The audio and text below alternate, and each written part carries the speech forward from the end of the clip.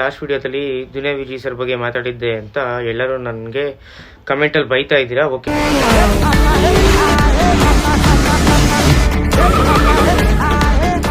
ನನ್ನ ಟೈಮಿಂಗ್ ಸರಿ ಇಲ್ಲ ಅಂತ ನಾನು ವಾದ ಕ್ವಶನ್ ಮಾರ್ಕ್ ಮಾಡಿದ್ದು.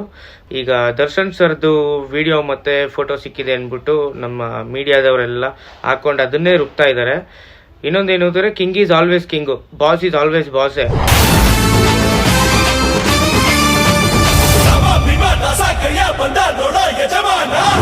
ಇಲ್ಲ, ದೇಶ ಹೆಂಗಾದ್ರೂ ಹಾಳಾಗೋಗ್ಲಿ,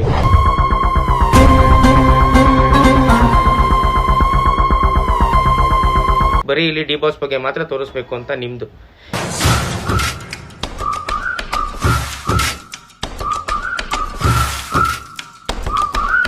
ಸೊ ಎಲ್ಲಿ ಹಾಳಾಗ್ತಿದೆ ಅದನ್ನ ಉದ್ಧಾರ ಮಾಡಕ್ಕೆ ಯೋಚನೆ ಮಾಡಿ. ಲಾಸ್ಟ್ ವಿಡಿಯೋದಲ್ಲಿ ದುನಿಯಾ ವಿಜಯ್ ಸರ್ ಬಗ್ಗೆ ಮಾತಾಡಿದ್ದೆ ಅಂತ ಎಲ್ಲರೂ ನನಗೆ ಕಮೆಂಟಲ್ಲಿ ಬೈತಾ ಇದ್ದೀರಾ. ಓಕೆ, ನಾನು ಎಲ್ಲೂ ಹೇಳಿಲ್ಲ ದುನಿಯಾ ವಿಜಯ್ ಸರ್ ಮಾಡ್ತಿರೋದು ತಪ್ಪು ಅಂತ.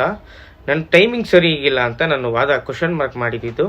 ಮತ್ತು ಇನ್ನೊಂದೇನು ಅಂತಂದರೆ, ಈಗ ದರ್ಶನ್ ಸರ್ದು ವಿಡಿಯೋ ಮತ್ತು ಫೋಟೋ ಸಿಕ್ಕಿದೆ ಅಂದ್ಬಿಟ್ಟು ನಮ್ಮ ಮೀಡಿಯಾದವರೆಲ್ಲ ಹಾಕೊಂಡು ಅದನ್ನೇ ರುಬ್ತಾ ಇದ್ದಾರೆ.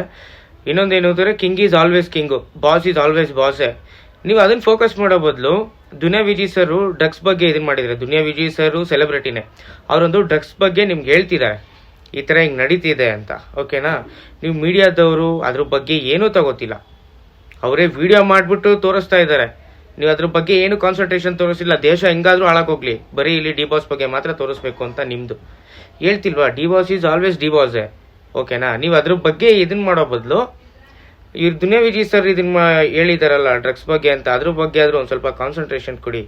ಸೂಪರ್ ಪಾಪ್ಸ್ ಅಂದ್ಬಿಟ್ಟು ನೀವು ಬೇರೆ ಕಡೆ ಯಾರೋ ಒಬ್ರು ಸೆಲೆಬ್ರಿಟಿ ಮೇಲೆ ತೋರಿಸೋದಲ್ಲ, ಸೂಪರ್ ಪಾಪ್ಸ್ ಅನ್ನೋದೆಲ್ಲ ಇದ್ರ ಮೇಲೂ ತೋರಿಸಿ. ಓಕೆನಾ?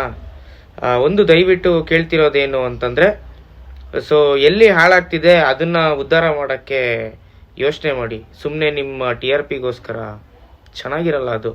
ಎಷ್ಟು ದಿವಸ ಅಂದ್ಬಿಟ್ಟು ಡೌನ್ ಆಗ್ತೀರಾ ಎಲ್ಲರ ಮುಂದೆನೂ. ನಾನು ಇದ್ರಲ್ಲಿ ಏನಾದರೂ ತಪ್ಪಿತ್ತು ಅಂತಂದರೆ ದಯವಿಟ್ಟು ಕ್ಷಮಿಸಿ.